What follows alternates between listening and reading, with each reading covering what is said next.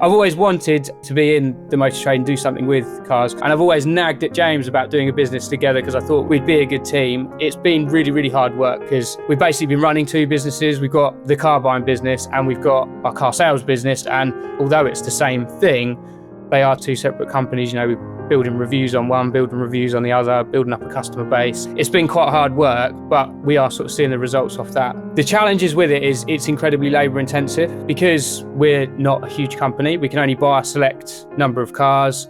One of the things that we're doing at the moment is having some software developed that's going to help to make our operation more efficient. But the end goal is we've kind of got a system that we're building that other dealers can then use to do what we're doing in their area as an alternative way of sourcing cars, given the success that we've had off the back of it. So yeah, that's kind of a project we're working on.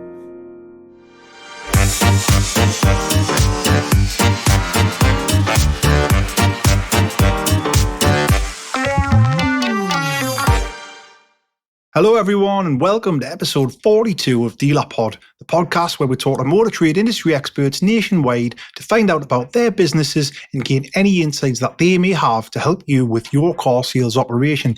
My name's Stephen Douglas and I'm joined today as always by Scott Sibley and Martin Carr. Today's podcast is sponsored by Dealerway, the UK's fastest growing platform for motor dealers to trade cars with other like-minded dealers.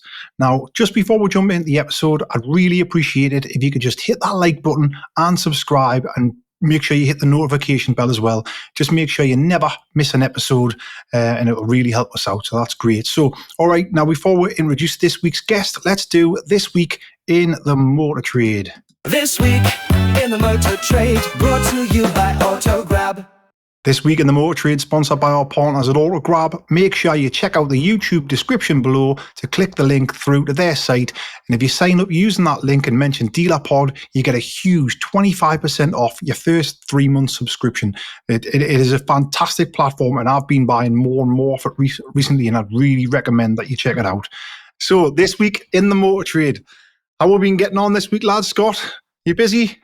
No, not busy. Just like ticking along. I think we've got like nearly 2 weeks left. We've got this week and most of the following week to get to where we need to be. So the pressure's on a little bit to try and get where we are. And then we had, I think when I was on Joe Betty's podcast, we're talking about properties and moving this, where my office is, into the pension. That was all ready to complete, not last Wednesday, the Wednesday before. And Santander Bank's totally and utterly cocked up. We've got like 3 solicitors in the background dealing with all the legals and they put their hands up that they've cocked up, something to do with ID checks. So they owe 420 grand, which should have came in Thursday, not the last week, the week before, which is operating capital. So that's been a bit annoying. It still hasn't completed yet. And we bought a car last week from Mannheim, Washington, which was a 40 grand car out the Santander sale. Got it here. It's got a risk marker on it, so we couldn't upload it onto funding to release the 40 grand to help us get some money in the bank. So we spoke to them Wednesday, the ring were back. Thursday, the ring were back. Had 2 calls into them on Friday, of which they're going to ring we're back, and we still haven't heard anything, so we can't actually put the car on funding. So we've got like unnecessary stresses in the background going on where you just think you probably do without that, you know. So I don't know what's happening with the Volvo. I don't know why it would have went through the sale with a finance marker on. It was in from Santander. And I don't know why in this day and age people can't ring back when they say they're going to ring back. Otherwise, why bother saying you're going to ring back and then not? So I had Stu, my sales manager. He was on to Santander trying to look into that.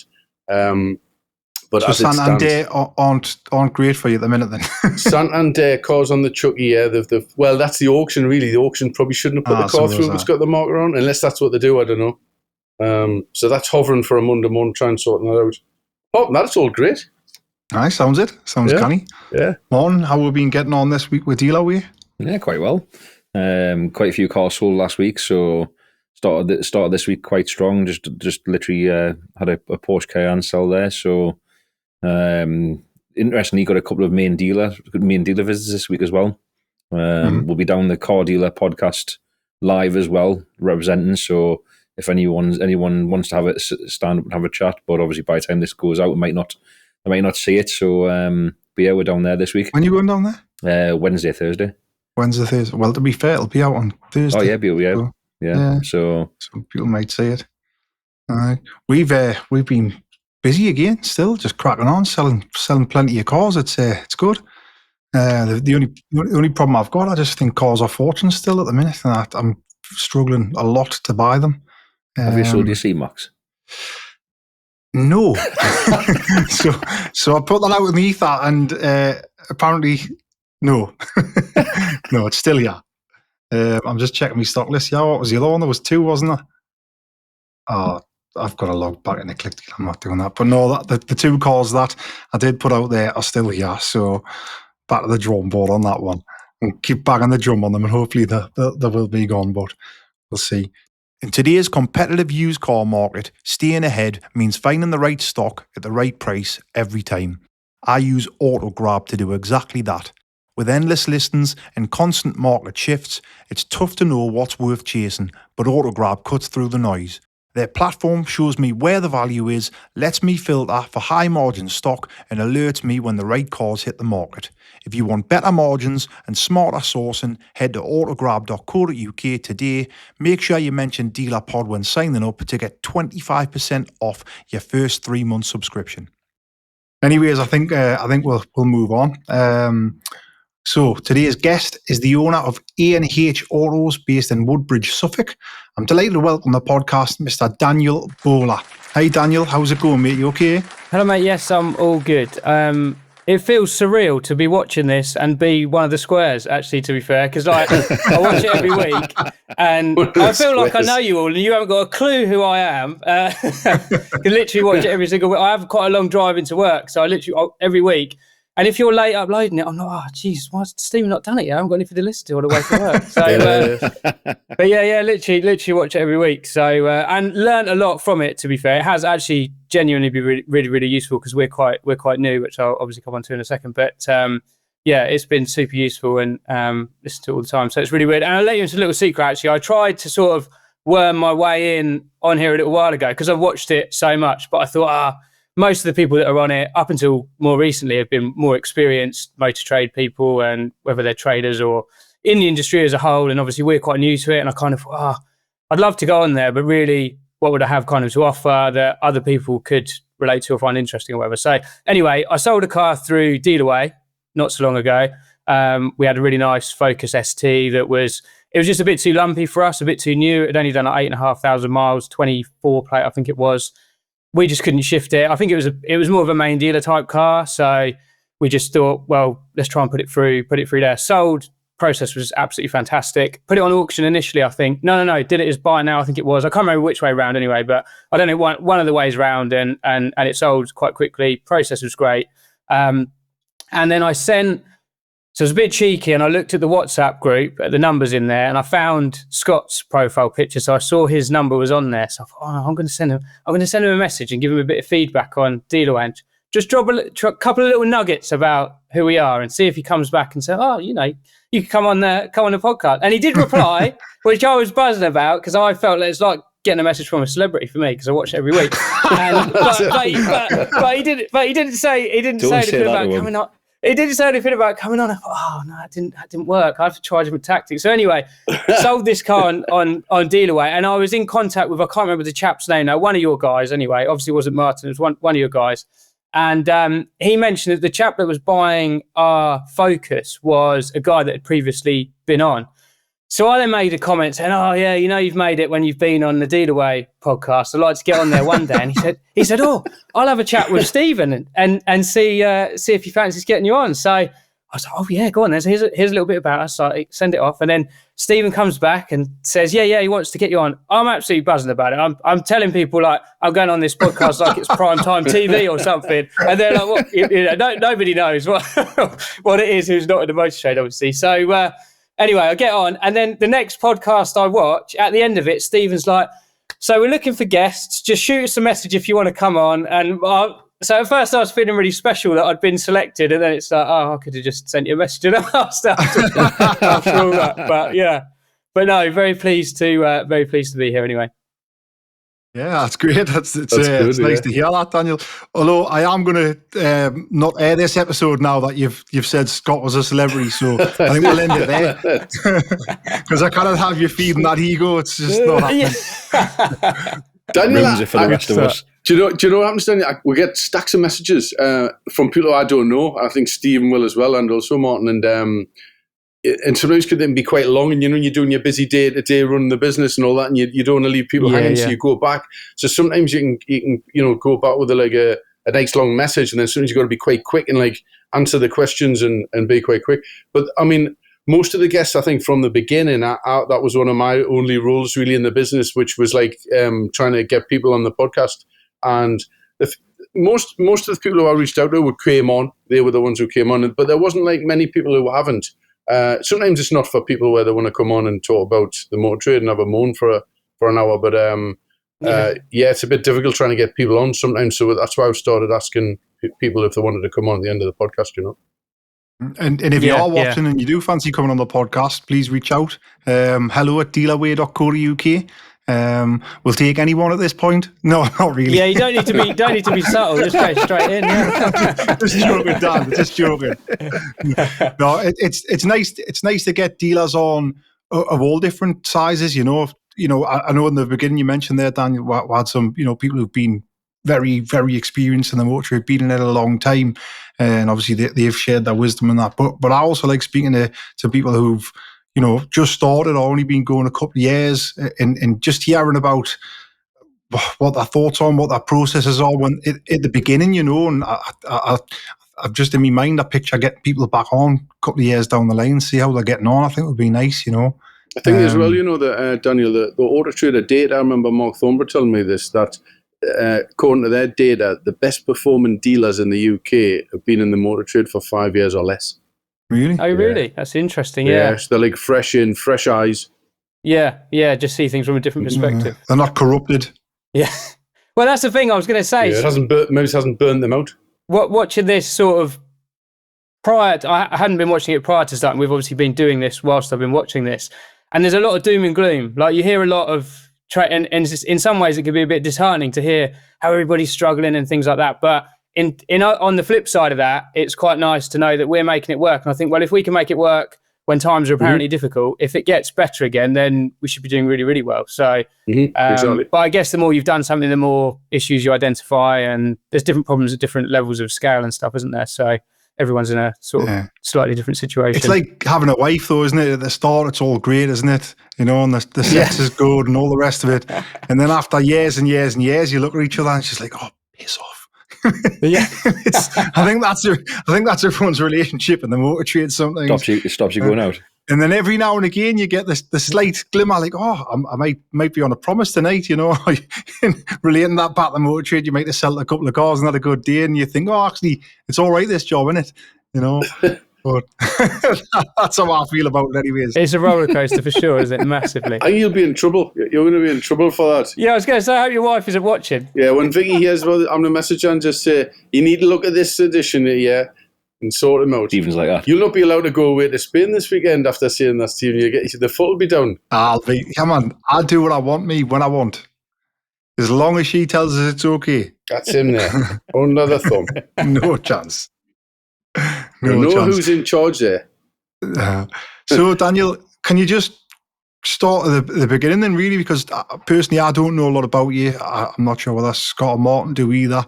You mentioned that you were new to the industry, and you touched on it before we came on, that you maybe trying a few little different touches here and there to a traditional motor dealer. Just tell everyone your story.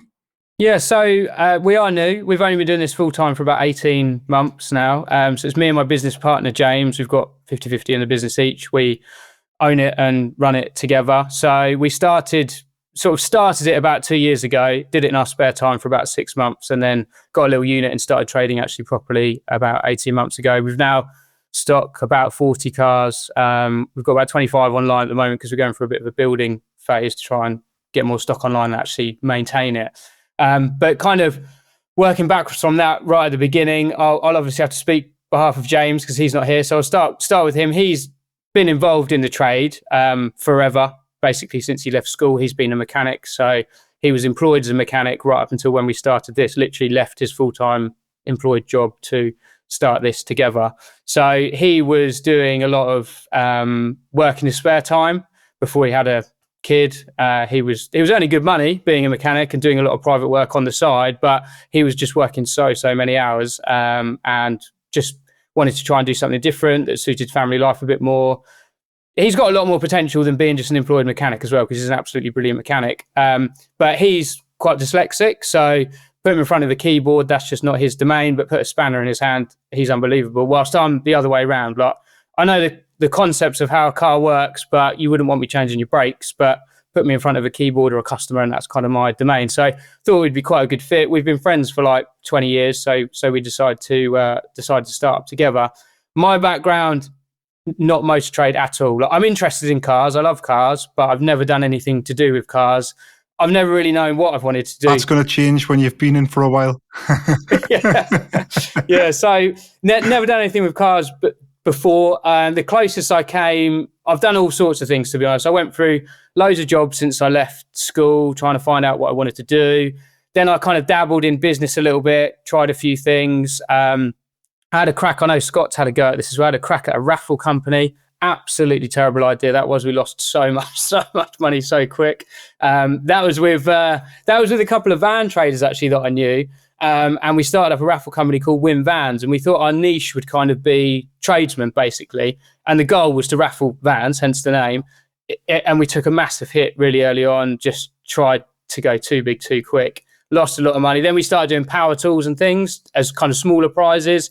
That did okay, started to balance things out, and yeah, we just lost a huge amount really quick. It was a terrible idea, but learned a lot from it. But yeah, we were just too late to the party, I think. If you started at the right time and there wasn't so many around, you could do really well. There's some lads down the road from us in Norwich that have done unreal from starting one of the ones in early days, and now they do all the supercars and everything else. And I think if you got in at the right time, there was a real boom there, but trying to come to it later on, you just spend fortunes on Facebook advertising and it's really tough. I don't know what your experience was like, Scott, but it was really tough for pretty for much us. what you said. Yeah, I mean, I probably lost personally about 10 or 15 grand, I think, in total. But yeah, we had a go at it, and it just. But I totally agree. Yeah, we got in too late. A lot of people were already established, and then Facebook don't like any competition pages, anything with free or win, and all the algorithm that all gets blocked. So unless you've got your audience already there, you're just on the back foot straight away trying to launch one. It's just it's just gonna fail.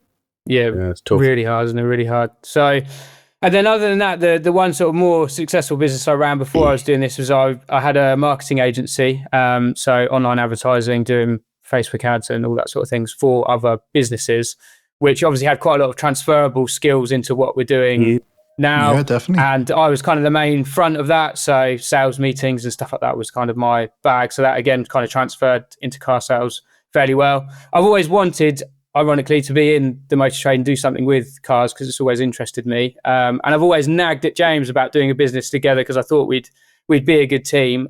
He sort of sold a few cars in his spare time with another friend of ours at the time, and they used to just kind of bangers they pick up for cheap, and he'd do the work on them, and then the other guy would sell them, kind of like what we do now, but much smaller scale. And he told me that they made like £1,000 a car, and I was thinking, bloody hell, £1,000 a car. If we could do 5 of them a week, like we'd be making £5,000 a week. Like we should be doing this, and it all seems great and easy. So anyway, he finally said to me he wanted to do something in terms of business, and we first talked about potentially opening a garage in terms of a repair garage, but we weren't so keen on the idea of that because it just feels a little bit more capped as to your potential, because there's only so many hours in a day to work on cars, and you can only throughput a certain volume and everything else. So then we thought maybe we'd be better off with sales. So he first approached his other friend to say, I want to do this. Did you want to do it? If not, he's going to speak to me. Fortunately, the other guy didn't want to. So we then decided to set up together, and that's kind of where it was born from there. But we decided that we wanted to try and avoid buying from auction and the conventional routes when we first set up. And this is kind of elements where we're a little bit different. So we decided we wanted to try and set up a local car buying service, essentially. So I created a brand and a website and did all the advertising for that. I know, Scott, you've got a car buying website as well. Similar sort of thing. I've got a bit of a twist to it. But that's gone really, really well. And so far, that's how we've sourced all of our cars to get to where we are now. It's proven really effective. It's got its challenges, I must admit. At first, it kind of seemed super easy. And that was when we were dealing with kind of the cheaper end of cars, and now we've sort of gradually moved up a bracket, if you like. And it's definitely got more challenging, and I've come to realize now that we can't solely rely on that as we've scaled more, because now we want to be selling sort of 4, 5, 6 cars a week. We need to be sourcing 4, 5, 6 cars a week, and that's something that I didn't really think about at the start. And I think we need to sort of start opening our channels, which is one of the reasons I came on to Dealerway as well, was to have a look for stock on there as a potential other way of sourcing more cars. So if we have a slower week with our own buying side, I can quickly top that up elsewhere if I've got some other channels and platforms to have a look at. But that has been really successful. And the margins is something that we've achieved really good margins on our cars off the back of that. But it's taken a while to build that brand, and it's been really, really hard work, because we've basically been running 2 businesses. We've got the car buying business and we've got our car sales business, A&H Autos, and they are 2 separate brands. And although it's the same thing, they are very much 2 separate companies. You know, we're building reviews on one, building reviews on the other, building up a customer base, a community, everything else. So it's been quite hard work, but we are sort of seeing the results off that now. What's the car buying business called? Ipswich Car Buyers, which is our little logo, which is probably backwards on here. But yeah, IpswichCarBuyers.com. I take it you're using Facebook ads then for that.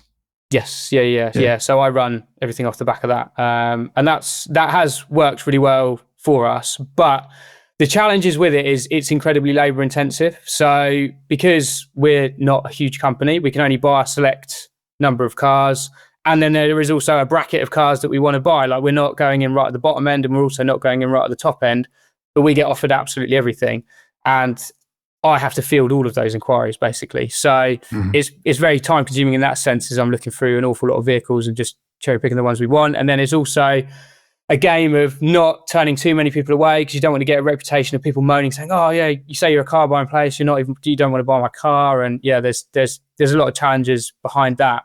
But one of the things that we're doing at the moment is I'm actually having some software developed currently that's going to help streamline a lot of that process to make our operation more efficient. But the end goal is we've got some plans in place at the moment that we've kind of got a system that we're building that other dealers can then use to do what we're doing, and kind of take a blueprint of how it's working for us, take that away and easily do it for them in their area as an alternative way of sourcing cars as well, just because given the success that we've had off the back of it. So yeah, and as you know, with software, I mean, you've built Dealerway, you know, it's an absolute minefield. So yeah, that's kind of a project we're working on. Yeah, working on it at the moment, and it's not quite ready. And I don't want to go into too much of the details, because obviously it's kind of something that we don't want to talk about too much until we actually launch it. But yeah, I'm quite excited for where we can take that. But the main thing is to build it for us first, use it ourselves, streamline it, get it really slick as a product, and then be able to use that as to resell it to other dealers is kind of the strategy. Are you not missing a trick somewhere though, Daniel? How do you mean? I think you're missing a trick. You know, you said you get offered loads of cars, you know, some that you don't want outside your criteria. You should be buying those cars and put them on Dealerway. That has actually crossed my mind recently, yeah. Making profit. Yeah. And one of the other things I've actually been thinking as well is that a lot of the cars that we get, we do have strong margins in. And I actually, since watching this, I think it would be interesting to talk about it with you guys. The margins that we are able to achieve seem to be quite a lot higher than what other people talk about. But it's difficult talking to traders that I know locally, because I feel like nobody's ever truthful about it. A bit like when you talk to a gambler and they tell you about all their wins, but they never tell you about their losses. And I think it's very similar with this. No one wants to admit that, oh, I didn't do very well out of that. I only made 800 quid out of that car. But they'll talk to you about the one that they made $4,000 on. Or they had this out of the auction and it was this cheap. But because we've never bought from the auction, I don't know what the fees are. I've no idea. I don't know what transport costs are. Like, we've never had to do it, so I don't know. So it's all very well somebody saying, oh yeah, I had that car at the auction, I had a $3,000 margin in it. But it's like, does that include your prep costs? How much were the fees? How much did it cost you to get it here? Like, all of that stuff, I don't know. Whilst I know what our kind of bottom line average is on our cars. So one of the things that I've been thinking about trialing is, even the cars that we buy in, we prep them so that they're retail ready. We put them on Dealerway. And if they sell quickly for a smaller margin, but still a margin, great, it's out the door onto the next one. And if it doesn't sell quickly, it's also advertised on Autotrader as a retail car. and we get the retail money for it. So it's kind of another way, because I'm still trying to weigh up at the moment.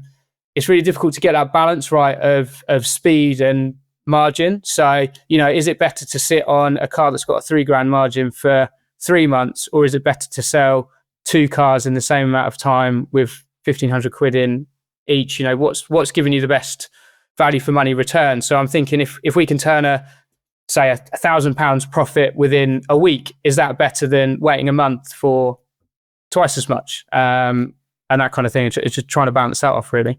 I think it all depends on, on whether the cars are owned by yourself or whether they're on funding. Because obviously, if they're on funding, then you need to turn them over as quickly as possible. Yeah. And I think it also depends on what kind of setup that you want to have. I know there's different thoughts on it. I mean, me personally, because I don't have funding and I don't use the Autotrader and I'm not bound by their practices and rules and pricing strategies, I will sit on cars for a lot longer than like your typical dealer. I'd imagine Scott, though, will literally want a car out the door and rather than sit on one car for 3 months, I'm sure he'd probably, if I'm right, sell 3 cars in that time for 3 different margins. Am I right, Scott?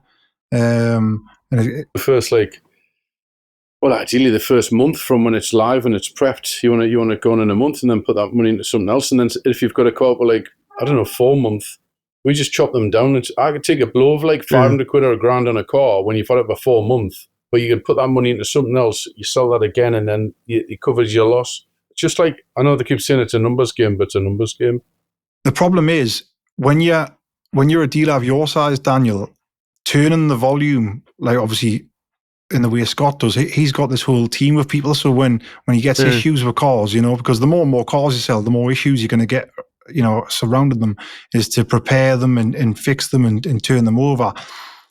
You'll struggle doing that at the start without staff and without the infrastructure to back that up. So you've got to sort of weigh out how you get into that phase, because it's all good and well saying, we'll stack them high and sell them cheap. Well, that's great. But, when you start getting issues and you need to keep selling 50, 60 cars every month or 100 cars every month, and you don't have the infrastructure behind you to satisfy and support that, it's going to be hard, Hard balance. And then when you get the structure, you've got to rely on your car sales every month, because otherwise you've set the business up to sell 150 or 200 a month with all the staff and costs and systems and all that. And if the job goes a bit off and you're scraping, 50 behind where you need to be, you're going to end up getting the month and you've made no money. But even though you've still sold 100 cars, but you've either you broke even or you might have blown 20 or 30 grand, and you think, well, what's the point in that? Should be, it's hard on that one. How many cars are you turning over at the moment, Daniel? It's difficult to say in terms of a number of cars, but I know our average on a percentage basis of what we hold. So we tend to turn anywhere between 60 and 70% of our stock per month, but our stock level up until recently has really fluctuated. So, and that's what we're trying to work on at the minute. So we kind of get to a point where we might have 25 cars online, say, but then we haven't got enough in prep in the background. Then we sell a load. And then the next month we're then down on stock. So it's been really choppy. So we're like boom, bust, boom, bust, boom, bust, boom, bust. And that's how we've been going up until recently. And then we had a couple of months ago where we got up to 25, which is about where we are again now. We got up to 25 and then we sold 14 cars in 10 days, which was really great for us. But James being a mechanic, we've got a workshop on site. We do all of our mechanical work in-house. So he is our sole resource for that. What we were doing before was if a car was basically ready for pictures, we'd get it photographed, get it online, wouldn't necessarily get it fully prepped. We sold all of those cars. It then took James 2 weeks just to get all of those cars prepped, ready for handover. We weren't then prepping anything that was coming in. And our stock dipped down the next one to 8 cars or something. And we just thought we're getting in an absolute muddle doing this. So we've now changed it. And over the last couple of months is what we've been working on, is to get all cars fully prepped other than MOT before it goes online. So we'll get the pictures done, but it will not go online because otherwise things just jump the queue and we were just falling over ourselves and got in a massive muddle. So we've now got to 25, which is kind of our milestone, and we want to be able to then maintain that and then move for the next level of maybe holding about 30 and to the next level. Because I'm hoping that even on a bad month with 30 cars, we should at least do 15. But I'm hoping, based on our previous performance, we should be doing about 20 a month off holding 30 cars is kind of where we're looking to be. But yeah, it's just a case of getting them like fully prepped. But going back to funding as well, it's another way that we're slightly different. So you may have heard other people have done it this way. I haven't come across it before, but obviously we were new to this. I didn't have any contacts in the trade. I know you can get stocking finance and stuff, but I don't know how easy that is to get, or whether we would have got it as a new business.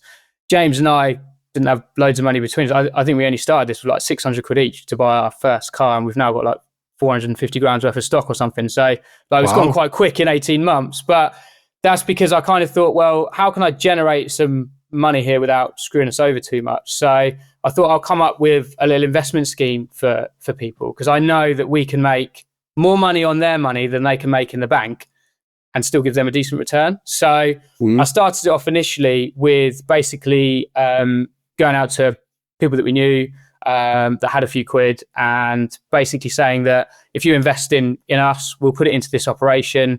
We'll give you a 10% return annually on your money, and we'll be using it to buy and sell cars with. It's a minimum 10 grand in, because we don't want loads of people to manage, and we'll give you your 10% over the course of a year. That interest can be paid out whenever you like. If you want your money back at any point, there's a notice period of 6 or 12 months to give us a chance to find that cash to give back to you. But it's reasonably secure because it's going into stock.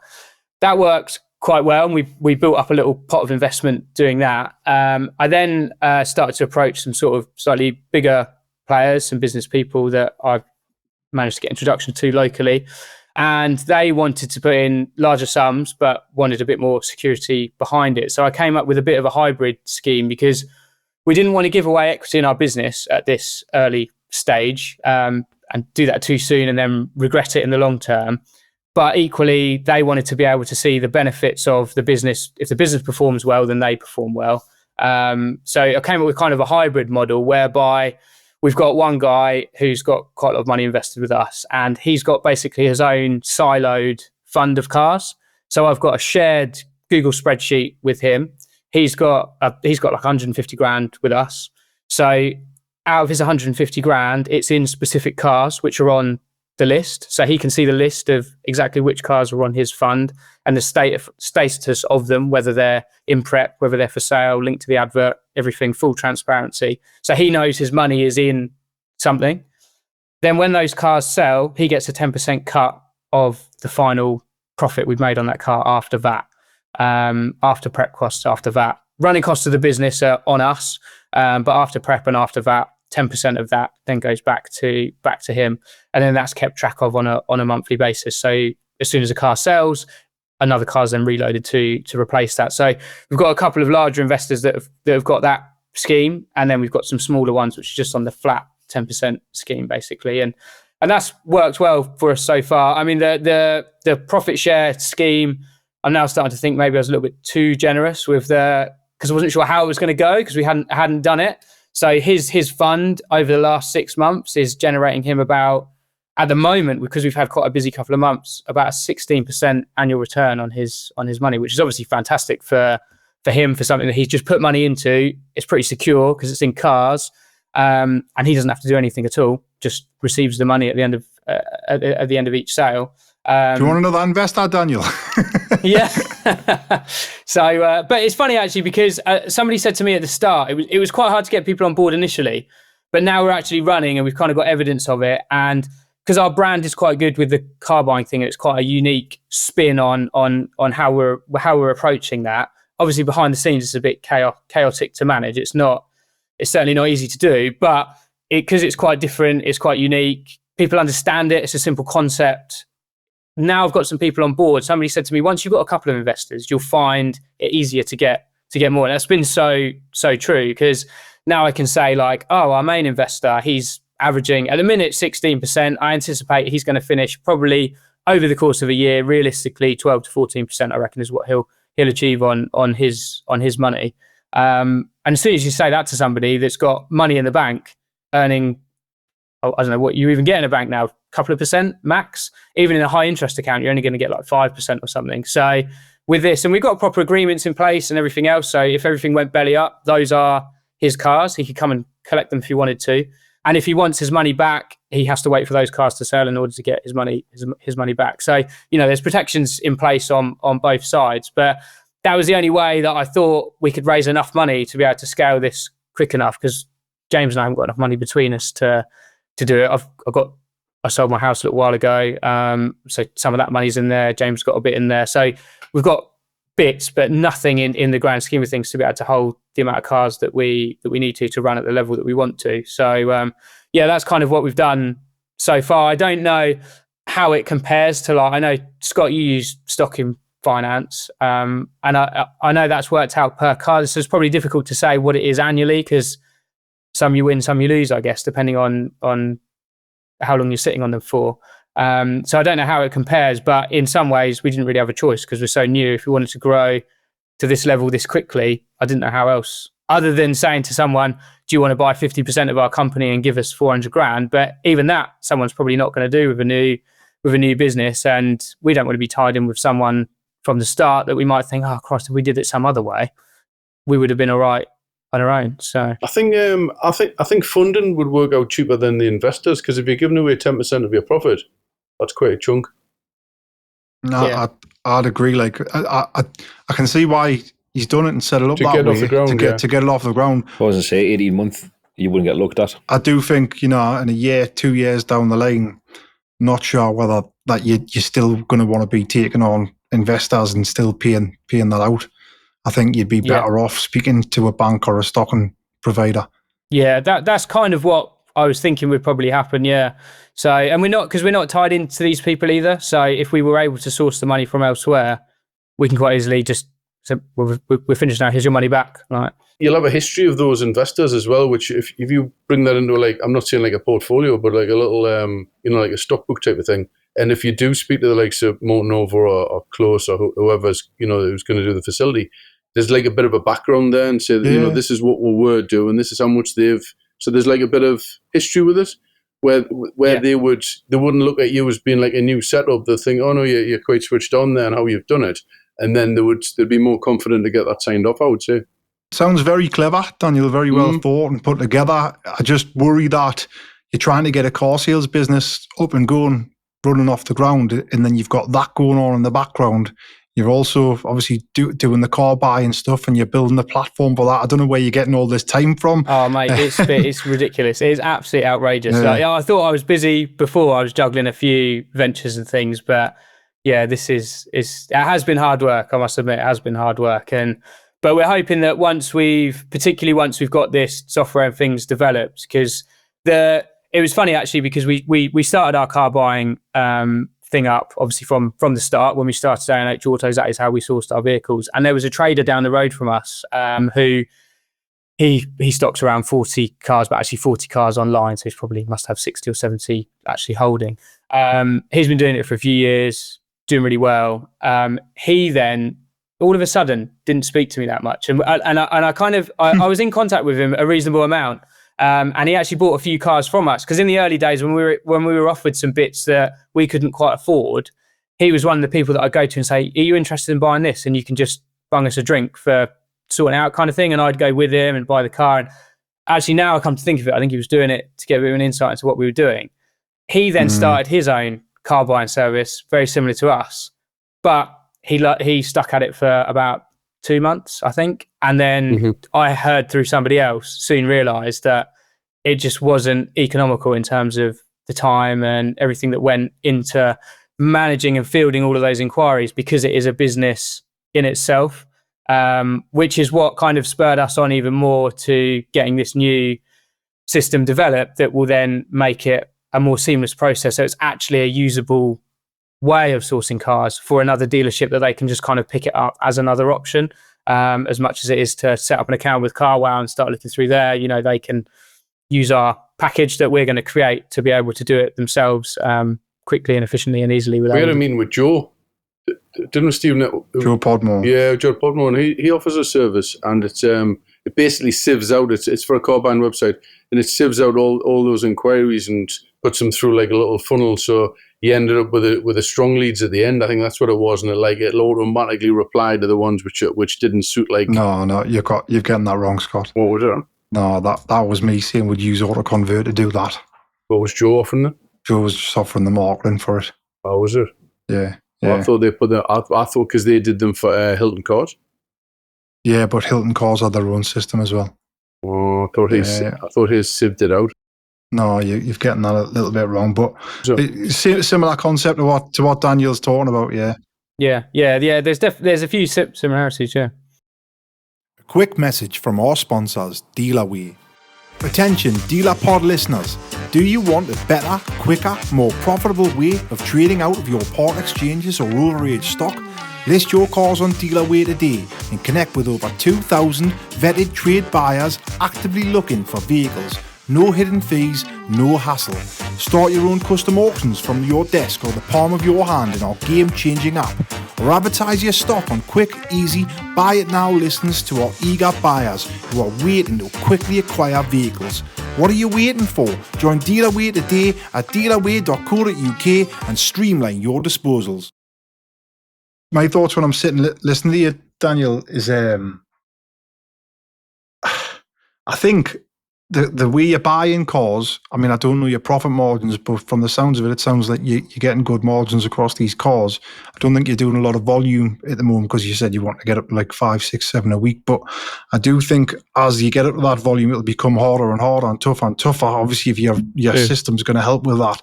I think your first employee for me, unless you've already got employees in the business, sorry, you've never spoken of any, but No. First person I would employ if I was in your position would be someone to take that off your hands, someone to run the sort of system of, you could run the marketing yourself, I suppose, but someone to contact those customers, filter out the customers, and maybe even someone who's got a bit of motor trade background who can physically go and buy the cars, because that'll free up a lot more of your time to run the actual car sales operation. That would be my thoughts. Yeah, that's kind of Scott's a huge advocate of employing staff and employing the right staff and getting systems in place where he doesn't have to do nothing. So he'll tell you that's probably the next step in your business journey. I think you need to take on some staff, because what you're talking about, what you actually put in the business yourself, just doesn't seem sustainable from my point of view, like from a personal point of view, like your mental health and your mental being, if you're working all that, and you're trying to wear 3-4 different hats, it's hard, like really hard. So your car buying website, what makes yours different to everybody else? Because at the start you said you had like a twist on it or something. You'd said that. What makes yours different? The process. What would you offer the consumer? So if they're on like social media, Facebook, and they see your ad, why would they click on yours instead of your competitors? So it's mainly to do with our branding and marketing approach, to be honest, as a way of differentiating ourselves. So the vast majority of the car buying sites out there are trying to go for a national or at least a regional scale. All of them pretty much are fairly faceless as well, and very basic in terms of their approach and websites and branding and everything, quite generic. So we wanted to stand out, and this was just using my background from my knowledge of what works well from an advertising perspective from what I was doing with my agency before. So we decided to focus hyper local, put our faces on it, and it was looking really at what demand was there, whether there was enough demand on a hyper local basis to be able to fill our requirement for cars effectively. And the demand was quite high. So we looked at, in our area anyway, so we did some secret shopping at We Buy Any Car at the start to see what sort of volume of cars they were buying on a weekly basis. And we spoke to the guy there, and Ipswich is kind of our local big town, but it's not a city, it's not hugely densely populated. There's a few towns around it. And just the Ipswich branch at the time, he said that they were buying anywhere between 50 and 90 cars. And I'm pretty sure that was within, going back, I'm sure that was either a week or every 2 weeks. It was an insane amount, basically, that they were putting through. And obviously they take everything and anything.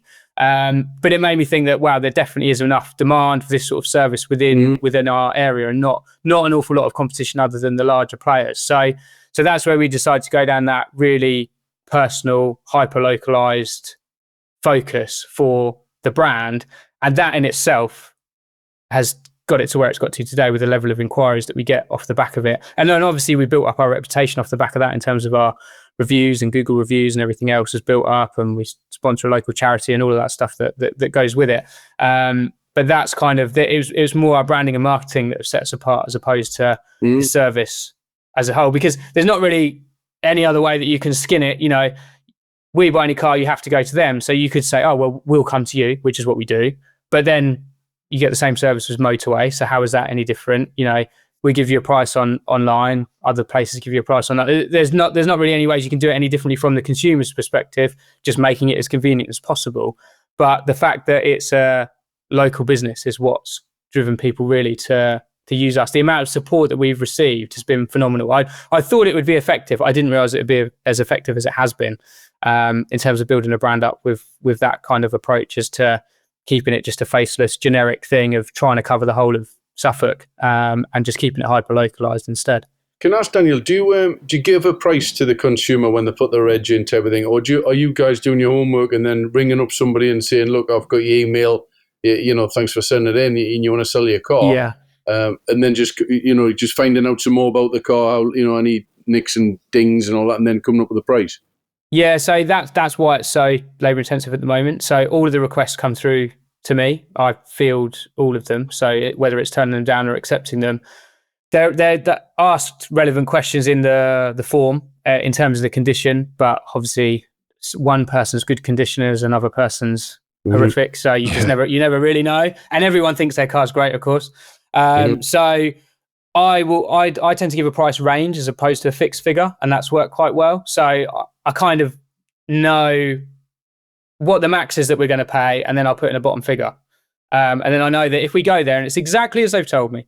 Do you give them that on the form, or is that over the phone? Over the phone? No, that's just via WhatsApp and email. Yeah, all of them are replied to electronically. Yeah, so go back to them all electronically. So and I'll give them a price range based on roughly what they've said.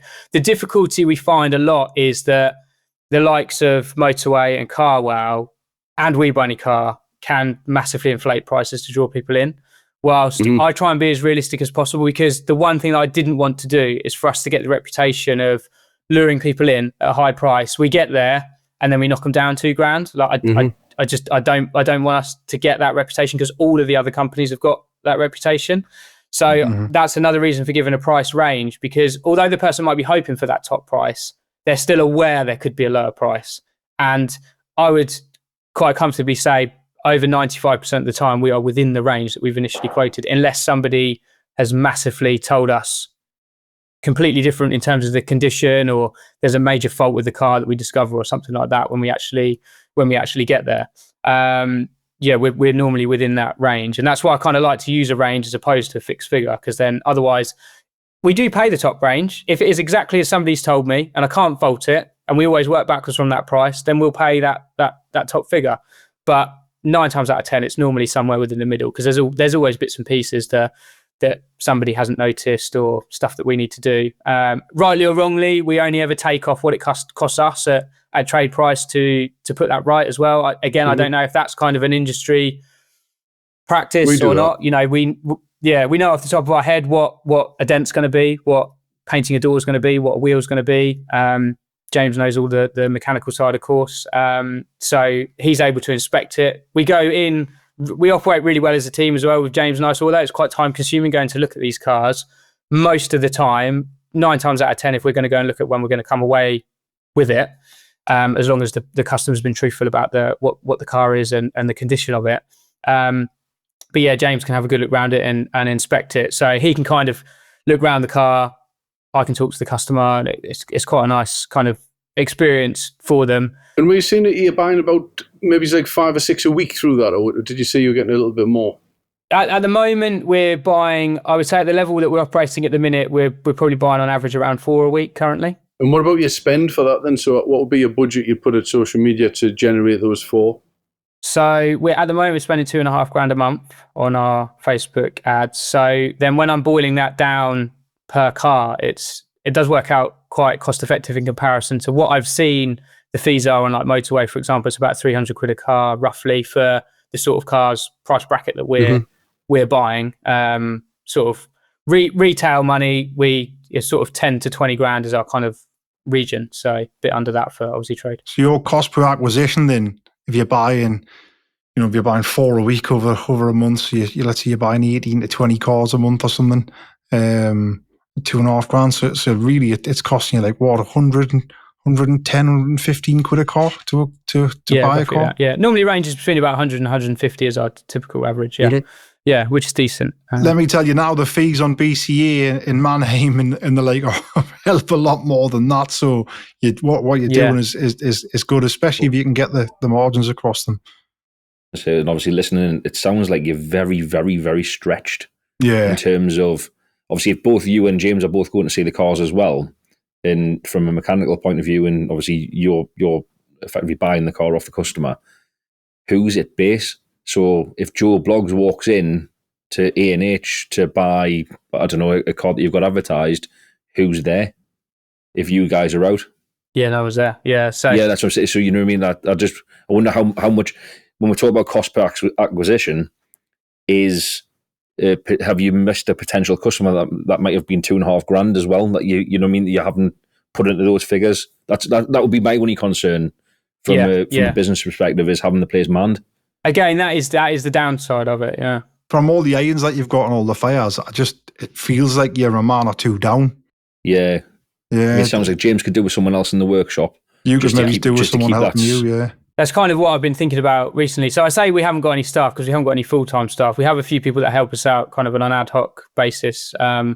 One of my best friends, he's in a very fortunate position where he doesn't actually really need to work, but he loves cars, wants to help us out. He's just started coming in 2 days a week to help me just with photographs, running around and stuff like that to take the pressure off. Also James as well with running cars around and stuff. So that helps. So then we've got a couple of young lads. James's nephew's one of them that does our valeting for us as well, because we were outsourcing all of that, but it's a bit cheaper to have them in sort of for full days. So we have like a little bit of help here and there, but really we do need someone. And the trouble is, because this has gone obviously quite quickly to the level it has, and I'm under no delusion that it's definitely not sustainable, and this is not how I want to live my life on an ongoing basis. Fortunately, I have an absolutely incredible partner who is incredibly, she's my biggest fan. She's so supportive of it all, and literally couldn't do without her. She is incredible, but equally, there is a bigger picture at play here that I don't want to be working like this and having this stress for forever.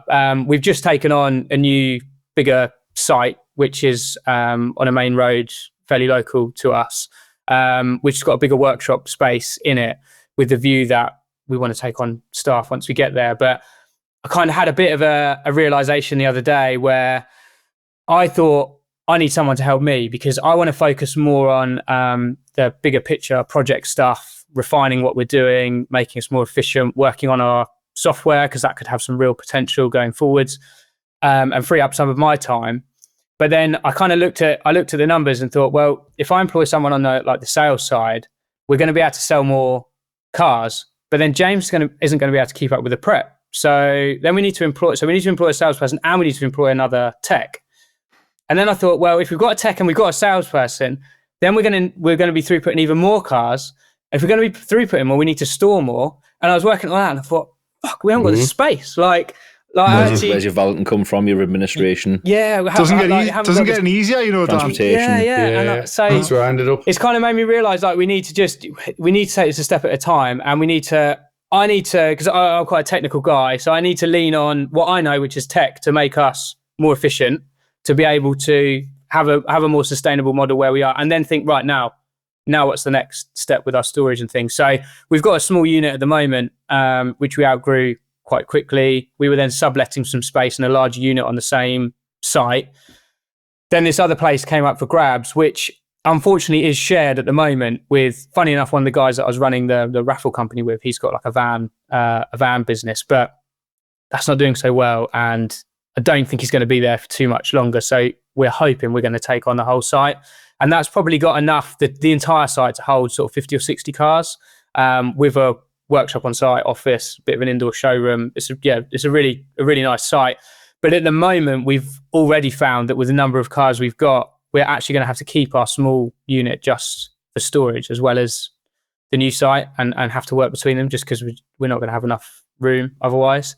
So yeah, it is a real juggling act, and it's difficult to know kind of, and that's through watching this has been so helpful as well, looking at the challenges that other traders have faced, and a lot of the challenges that we've had I can totally relate to with what other people have done and what they talk about. And sometimes I've been doing something and then someone else will say, oh yeah, I do it this way. I think, oh yeah, I'm doing that the right way then because other people are doing it that way. So that's been quite useful. But because it's moved at such a pace, it has been quite difficult to know what's the best next step, if you like. So who do we take on first and where does that fit? Because you're never going to have someone that can do everything. Like, it'd be fantastic if I could take on someone that can service a car, sell a car, valet a car, and do the admin, but that person does not exist. So, there's a few people out there like me that can do a lot of the admin-y front of house stuff, and there's a bit more of a varied role there. But when you step into the mechanical side as well, it's pretty unlikely that you're going to get a really good tech that can also do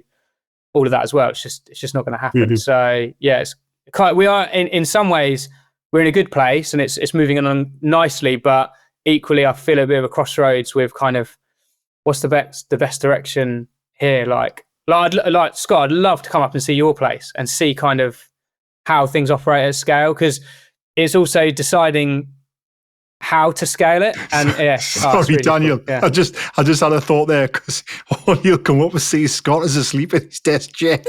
yeah. Like, this is who I aspire to be. Yeah, there's not much to see. Yeah. Daniel, come up anytime. We've actually had some people come up from down south, a few groups, and they want to see what we're doing. We just show them around for the afternoon and answer a lot of questions what they have. And we normally go for a bit of lunch, and it's actually quite nice. Gets me out of my chair, gets me awake. Well, this way, I'm based at Redgate, and I never see Scott. Yeah. Actually, to be honest with you, Daniel, listening to you, obviously with your car buy and stuff, it might be worth you popping up to see Oliver. And we've had a little bit of ideas in that space that we're thinking about doing. Might be some synergies there as well, so it might be worth you coming up to see. Do you know what? Like, being completely transparent, I was kind of hoping that, like, from being on this, I've got a list of questions in front of me actually that I wanted to ask you guys, but I was also kind of hoping that it might open a door for some possible communication going forwards, because some of the ideas that I've got, I would like to. We'll talk about that after the pod if you want. We'll set something up. But what were your questions? So I've got a few, but because I wanted to, and I thought this might be valuable for other people that are starting out as well, because I'm hoping that some of the questions that I'm going to ask you guys here and get your knowledge from are ones that other people might want the answers to. So this is in no particular order. It's just stuff I've noted down as I've thought of it. But so the first of all is, do you feel there is a sweet spot in size? Because from my point of view, I kind of like we're taking on this other site, and I feel in a lot of businesses, this can be the case where you can scale up and you can be really successful. Like Scott, it sounds like I'm absolutely worshipping Scott all the time here, doesn't it? But I'll give you some praise, Stephen, in a minute, I promise. But you can scale up. You can scale up and be really successful. But equally, you can scale up, have a lot more stress, a lot more hassle, and not actually make a lot more money. And I feel like, so with our size of site, I don't think, and James is exactly the same, we don't want loads of employees, we don't want loads of hassle, we'd rather run a really efficient business and then step into other things to kind of diversify the income, as opposed to having a 100, 200 car site. So do you feel that is the case, like, or is it just almost infinitely scalable, or is there a point where, 50 cars is a great place to be because you can only have a couple of staff and you can retain a decent amount of margin, still have a good amount of care to your customers? And because that's something that really worked hard to do. From my background, again, in marketing, how powerful reviews are. And it blows my mind how much overlooked that is in the motor trade coming in. Like, how many dealers don't even get reviews? Like, I know a guy that's been on this for, been in the trade since he was 16, the same age as me. It's got like 4 or 5 reviews on this, and you think, like, how many cars have you sold? That's why. Yeah, and it's just madness, and I just think, like, we've got, I think, 77 now on Autotrader, all 5 stars. I know we're going to get a bad one. It's going to happen. My goal is to get to 100 before we get anything less than 5 stars. I'll be really happy if we manage to get there. But Daniel, you need a few bad ones, because that puts a bit of weight behind it. If they're all 5-star, They look like they're not Still believable. almost too good. Yeah, a few bad ones. Because the bad ones are the ones where people read first. So what you do is you get a bad one, you go, oh, that's great, this has got a 1 star, this is good. And then what you go back with your reply, if you write it, which you'll be able to, cleverly enough, you turn it into a bit of an advert about your business, and you're respectful with the reply. So when the reader reads it, they go, actually, they have got a point that they have handled that right, and they have done this right and all that. Because they're the ones who they read. We've got like thousands of reviews, 5 stars, and they're good to have, and they're good, to total it up. But there'll be a few people who read some of the 5 stars, but in general, you tend to go to the bad ones first. Going back to your initial question there, about levels of scale and where you think like the sweet spot might be. I'm not sure there's a definite answer to that question. No. I think it all depends on the person who's running the business and what they want out of their life and in their business. Mm-hmm. But I do think there's certain sizes in so I think where I am now, we've got like 70 odd cars in stock with like, well, I'm saying we've only got about 50 odd at the moment, but we've normally got around 70 in with like 15 to 20 due in. That is sort of like the maximum of where I really want to be at the moment. For my business, we employ 8 staff, which is manageable for me. I have been in a position where we were a lot bigger and we had 17 staff at one point, and we were making more money at the time, yes, because it was different times, to be fair. I don't know if it's still that operation now, whether we'd be making the same or more money than what I am currently now. I have found that my sweet spot for me is where I am now. It's very manageable. We'll make good money. And, our bills, although our bills are, enormous. I mean, it's 70 grand to open the door here. It's, compared to what it was, it's not a drop in the ocean, to be fair. And it's not as big a hit come November and December time when we just seem to fall off a cliff. I can only imagine what the stresses must be like on Scott when, someone of Scott's size, when they've got to employ 50 odd people and the overheads must be, in the hundreds of thousands, and they have one bad month, that could wipe out a bloody year, I suppose, if they're not careful. But I think there's a gap, if you want to get from where I am really to like having, let's say, 150 car site. I think the 150 car site might be like a total ball of stress, having 20 staff or whatever, and then pushing through that barrier and getting to maybe where Scott is, when you've got 50 staff and you've got 300 cars in stock, he's got like a team of managers in place to take that stress away. Like I say, going back to him, you knock on his door and he's sitting with his fridge full of beer and his feet's on the desk and he's watching. It looks like that though, but it's not. I mean, he's watching Debbie Does Dallas on the TV.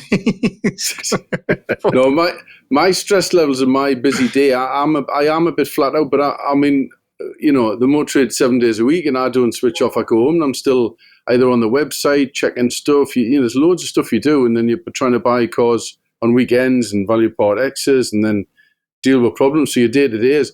But I think your sweet spot, I would answer that, and I would say it depends on the individual and what you want out of life. There's some people who they want a nice house and a couple of holidays a year and a nice car outside, and they want to enjoy their life with the family and be, financially secure. There's some people who want the villa in Spain with a big sunseeker in the marina and the Ferrari on the dock and so on. And they just want something more, so they're pushing. They'll probably. They might risk all to get to that further place where they need to be. For me, I just get bored.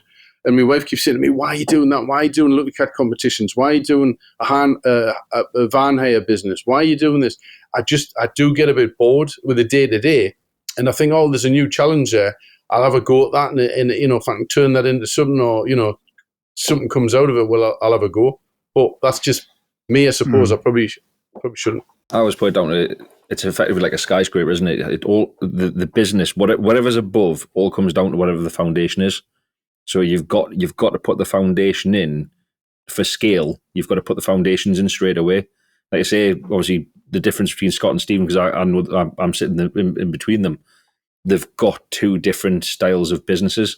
Scott is more, I would class as more main dealer, i.e. he's got the infrastructure there for if Scott went away for 2 weeks, the business isn't going to stop. Whereas Steve, I would think, is a bit more different, whereby if he went away for 2 weeks, there would be holes left in the business.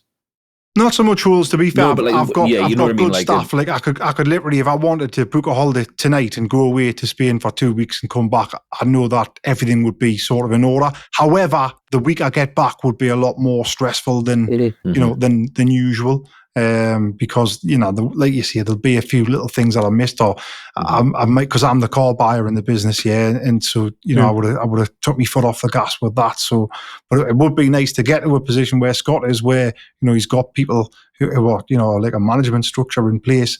But the older I get, I look at that and I think, do I really want to push through that 10, 15 year barrier? What it's going to take is to get there, and maybe kill myself in the meantime. I like to spend time with my kids, like Scott was saying. I like football. I do like to play golf. I'm not very good at it. I'd like to get better. So you sort of aspirations in your lifestyle changes as you get older. Because a 20-year-old me would never have foreseen that a 40-year-old me would have sat and said those words. Something else as well, I would say, being truthful for me, scaling the business up and getting it bigger, we've made more financially on year ends previous years than what we are with the bigger business. So you think, right, I'll grow the business. I'm making X now. I'll bring this in, bring that in, bring it, and then I'll make 4 times the amount. And it doesn't work. You actually make less. So we're making less money now than what we were previously, because we've got huge costs to keep everything going. But financially, we're probably better off because of property and things like that. But if it wasn't for that, and we just had our money in our stock and we're renting out a site, we're paying rent for this site and that site and so on, well, then it wouldn't be that appealing. Like you say, you look at dealer groups, don't you, and look at how much they're losing or gaining. It's in millions. But the swing, you know what I mean? If something comes along like the financial case and everything dries up and they start recording losses, it can get very, very high. Yeah, so that's kind of the thing, really. It's just knowing where. Yeah, and how to scale it is a difficult question to answer, depending on the business as well, isn't it? It's, who do you need and where, and have you got the site for it and everything else? But I mean, scaling it up's the hard part, Daniel, because especially a workshop. Because what you want is I think we covered this on a previous podcast. You want a workshop controller who's going to control your mechanics, but you can't afford him because your mechanics, there's only 2, and they only make enough to cover their own wages without somebody else. Yeah. And you can't afford a sales manager because you've only got like 2 salesmen, and that doesn't warrant a sales manager. So you've got to battle on with each department until it grows to a size where you can bring in that management of that department. But until you get there, you've just got to roughing it, I suppose. And there's mistakes along the way, and there'll be customers who have a bad experience because something hasn't been handled right because the business is too small and so on. And it is hard to get that. I think you've just got to just grow with it. Yeah, it's kind of where we're at the moment, really. It's really tough to continue to maintain a good reputation, but also run everything and have half an eye. So I'm always trying to think about how can this be scaled? How could this be done at a higher level? Which again is why it's quite useful speaking to you guys, because you're kind of already there. So there's almost, you can look at the blueprint of what you've done. But yeah. I mean, we've done a podcast previously with a guy called Neil Smith. And it'd be from someone with your background, i.e. obviously your marketing side and what have you, but not been in the industry that long, getting Neil in. Neil does a consultation. Obviously, you've seen the pods. Yes, I've watched it, yeah. He does a consultation whereby, his consultancy, he'll come in and have a look at your business and he'll give you pointers and honest answers while looking at your business under a microscope effectively. So it might be worth having a chat with him. Yeah, I had actually thought that as well, because I have watched that one and it did sound really useful. Because one of the other things is with regards to prep as well. So this is another one. I appreciate we've been on here for absolutely ages already. But another question is regards to prep and what you guys do, because we go to quite a high level of preparation. We service every car before it goes out, regardless of whether it's had a service recently. Because the amount we've seen that say they've been serviced, James goes to change the filter and he's like, "This hasn't been off for years," even though it says on the last one it has been. So we service everything. MOTs freshly done, always a clean sheet, and that's not because we're bunging them a few quid to do it. That is because they're fully checked over before they go in. But one of the things that we do I mean, really interesting. James is particularly interested to get your opinion on this with regards to cam belts. So if a cam belt is due, we will change it. No question about it in terms of the mileage. But when it comes to the age, so if you've got a car that's 7 years old and it's only done 30k, technically on paper that cam belt's due because it's due every 5 years, let's say. But on the mileage, it's not. We change it still because we think, well, it's a selling point, it's confidence. Would you still do it? Put my hand up, I wouldn't.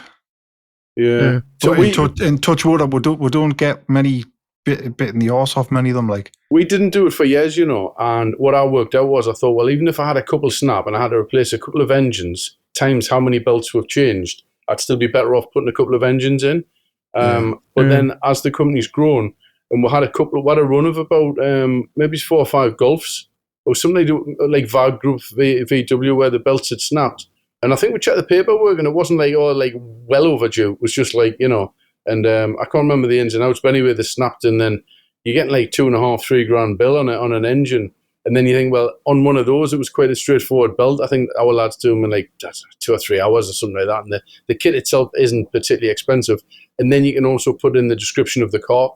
And what we've started doing is with our descriptions, when the belts are changed, naturally you're going to put it in there. So we'll put it in there, and that was making the car, I'm not saying sell easier, but it was like, when a customer's thinking about it and they read that and they go, oh, the belt's been changed, right, I'm in, I'll have it. So it did have some benefits. can I just ask the pair of you, how much are you spending on average, do you think, or changing those belts per car? It depends on the car, really, isn't it? I don't know how much it is on average, but we spend £450 per car on parts. That's not labour. Yeah. That's just parts. What about you, Daniel? Do you know? Yeah, so so James we're trying to be more proactive with our parts buying now. We've also prepping the cars in advance from going online. So he does shop around, so we'll use eBay a lot, and he saves a lot of money doing it that way. So a belt on, say, a Golf or something typically is around between 90 and 120 quid, I would say. His time is free, but not free, if that makes sense. So, we don't factor that in. Our average prep costs are £500 per car, based on the last nearly a year's worth of data, but that includes bodywork. Yeah. So we do outsource that, but that doesn't include James's labour time. So that's just parts and or bodywork combined. So yeah, it varies. And again, with servicing, like if you get a car in that's been serviced last month, would you just an oil service? Would you service it, or would you think, no, that's already been done? We redo it, You do, yeah. We do it. The cost of an oil and filter. Yeah. We did on the YouTube channel thing we got going. We did an episode because he's trying to think of something to put on. It was like hints and tips on buying a used car, and we had about 20, and me and Anthony just went through them on the video and created an episode. And a lot of this was covered in there to do with like re-MOT in cars when you've already got like 10 months MOT on. Well, why would you bother? But we do because we don't know who the MOT tester was. Yeah, we do that. Yeah, oil things you don't know what. Oil, if you can re-drop the oil, fresh oil filter, even with parts as well. I mean, which we talked about on the video was, we can buy cheaper parts from China and then places like that, and they end up coming back with squeaky brakes, or the longevity of the part isn't there. But the hardest battle there is you've got to then advertise that somehow to get into the consumer's head to say, come and buy a car from us because we prep our cars better than the likes of Cinch and all these other big, massive places. Some main dealers for that matter. And we'll put a lot of money in the car. We'd rather prep a car right and have like no profit in it, but we know it's prepped right and we'll move on, we'll sell that car, rather than like try and skimp on the prep and then sell the car and just think as it come back. We just don't want cars coming back. But inevitably, on numbers, we are going to get cars which come back. You're going to, but on the prep, we just do it like that. Definitely.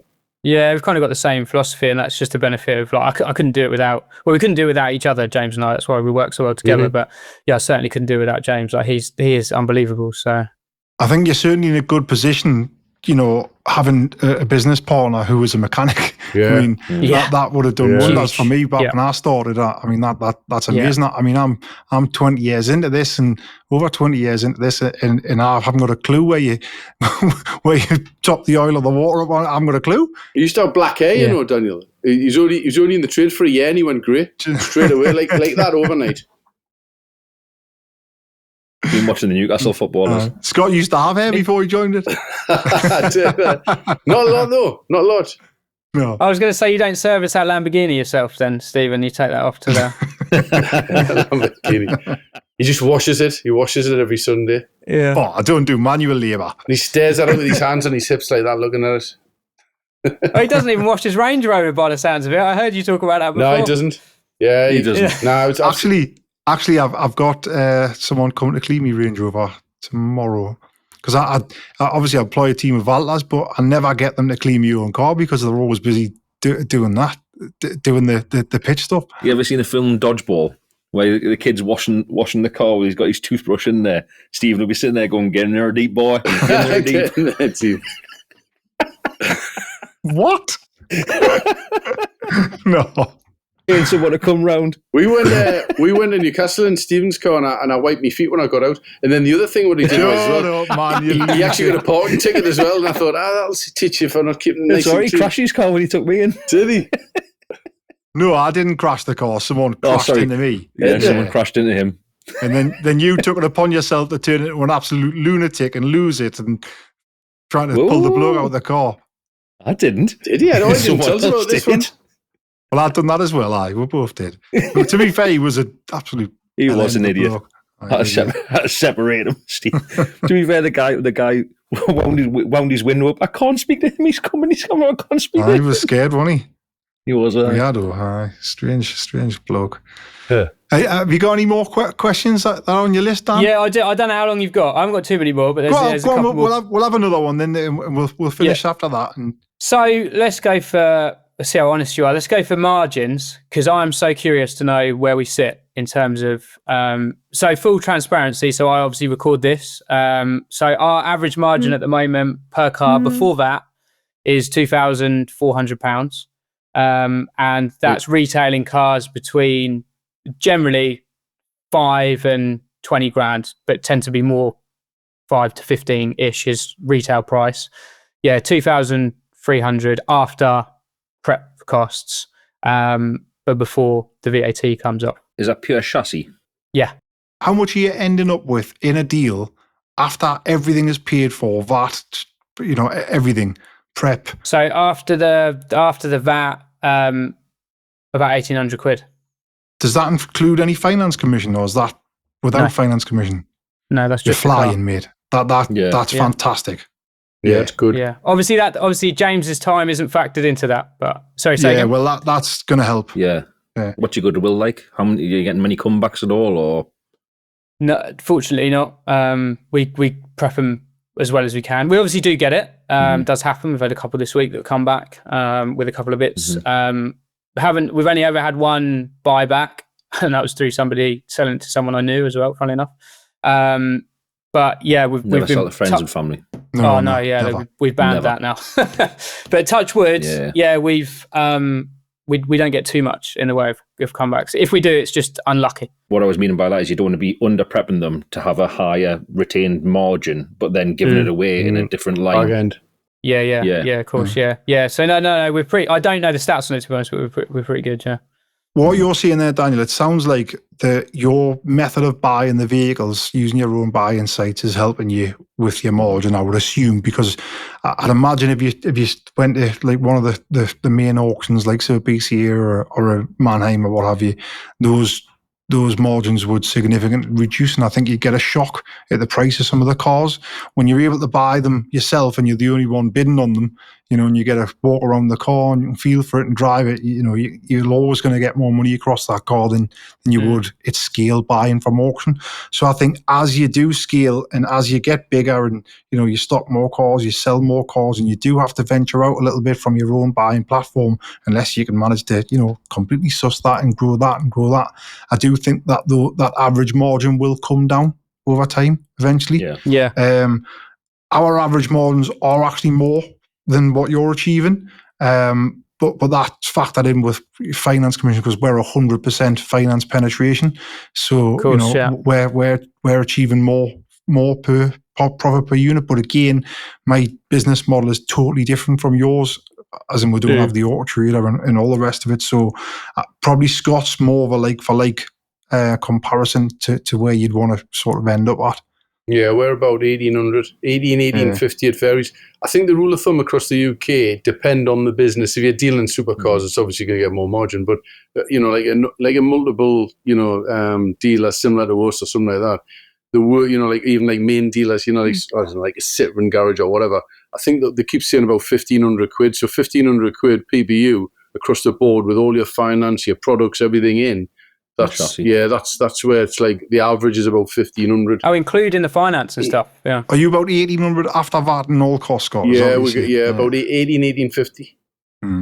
Which is actually quite strong, which is good. Yeah, it's everything that's like your bottom line, your PPU at the end after everything, your VAT, the lot, which is quite good because Peter, my FD, he does like internal figures, and he used to be with Virtue for years, so he's quite switched on when it comes to analysing and breaking everything down. So it's the way he tracks everything. So, but he says it's healthy. 1,850 is very healthy return, but that's everything in. That's your finance, your products, and everything.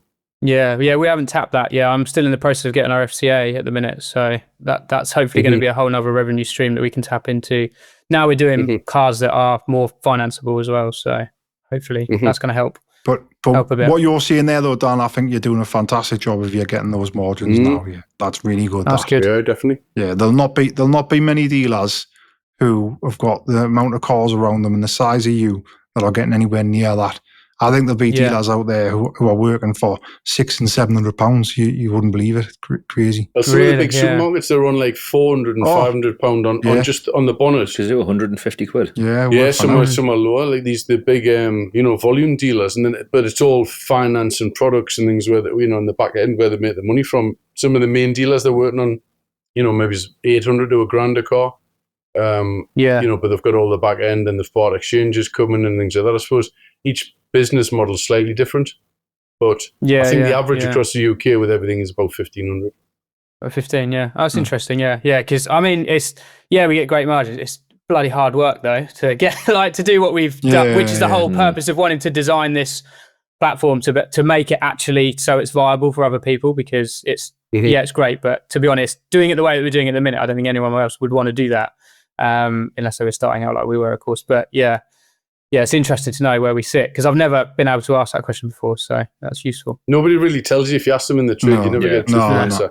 I think it's only things like this, or maybe some of the car dealer groups where you can get a bit of a feeling for it if you read some of the stuff that goes on in the background. But I remember when I first started off 15 years ago from scratch, there was a lot of people wouldn't tell you which painter they used or workshop or what car not to buy, or you'd get little snippets if you stood in the auction and spoke to some of the lads. But if you asked, there was very few where you could go to for any advice or truthful advice, and they would still tell you what it was. There's a friend of mine got a garage, and actually we monitor his website in the background. I shouldn't say this, and he tell me how many he's sold so far in the month, and because we've got the system, we go, no, you haven't. But I just actually know that. You're going to tell me who that is offline? Yeah, we do like a scrape, and we can see what cars he's put in, what models, how many he's sold, all that. Yeah, definitely not me. Yeah. So he told us how many he'd done a couple of days ago, and we thought, nah, definitely not. We chatted yesterday, and I was like, nah, shite. Anyway, Dan, I think we'll end it there, because we've went over a little bit of time. But listen, I could actually speak to you all day, mate. You sound like a very interesting guy, very switched on guy, and I think some of your worries and things about scaling your business, I think that they're going to trouble you, as they will anyone. But speaking to you, I think you're going to smash through it, mind. I think in 3, 4, 5 years time, I think you'll be in a much better shape, and you sound like you've got your head on your shoulders, and I'm sure your business partner has too. And I wish you all the best with it. But in the meantime, if you do want to jump on that call with reference to the car buying stuff, what was said, just email us and we'll sort something out, mate. But really appreciate your time, really appreciate you coming on. Yeah, thanks for having me. It's been good to talk to you. Yeah, it's been great. Fantastic. Yeah. Looking forward to watching it.